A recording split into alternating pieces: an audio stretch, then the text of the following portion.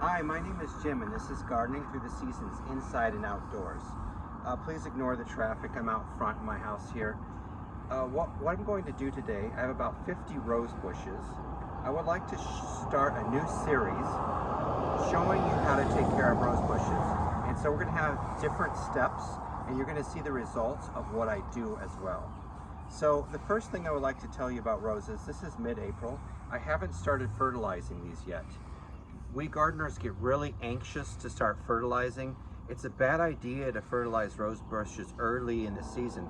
It can cause them to put out weak, succulent growth that attracts bugs, that gets damaged by frost easily, and that attracts diseases big time. So I haven't started fertilizing. I probably will in May. And then at that time, I will do a video on that to show you what I do. All right, so these, at this time of year, we need to start spraying for black spot here on the West Coast. We're in Oregon. And black spot is a terrible disease that infects roses.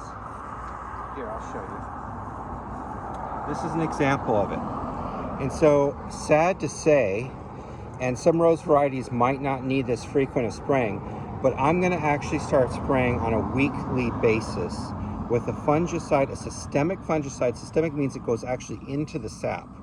A systemic fungicide for black spot, and you can Google and find different ones to try in your area.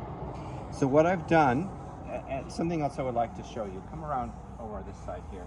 You see this dieback here, like this? It's been so wet and rainy, which happens this time of year, that like a bacteria can get into this new growth and actually kill it.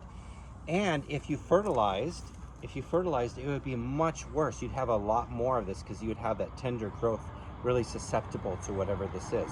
So I actually mixed with the fungicide a little bit of antibiotics that are approved for use on roses. And I don't normally do that. I don't do that throughout the season. Not a good idea. I don't like to use so much antibiotics.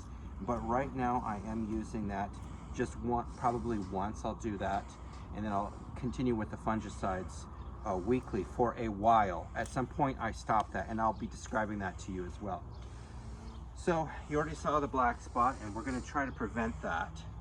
What I've mixed up, as I said, is a systemic fungicide as well as the antibiotic, and I did put about a half a cup of white latex paint in there. And this is an experiment. So don't go out, please, and spray all your roses with that. A arborist recommended that to me, and I tried it on my peach tree just to make the stuff stick a little bit better, and I liked the results. So I'm gonna try it on my roses. I'll let you know the results because I'm gonna be giving videos all along this rose season, and you'll see what happens. And I'll tell you if it turned out bad. And even if it turns out well for me, please don't mix it with like a dormant oil, sulfur, any kind of oil, and I would experiment with a few branches first before you spray all your rose bushes in case it interacts with the particular fungicide or insecticide that you're using. So I'm going to be spraying these, and let me just show you. So I do get the top, okay? Let me shake this, keep it agitated. I do get the top, I'm wearing gloves of course. Probably a good idea to protect your eyes too, but I'm not, sorry. I would try to get the underside like this as well, as much as you can, particularly early on in the season when there's so much insect and fungal pressure. Again, I don't see any insects yet, so I don't have any insecticide in here. Shortly, the aphids will be a problem. And at that time, I will mix a little insecticide in as well.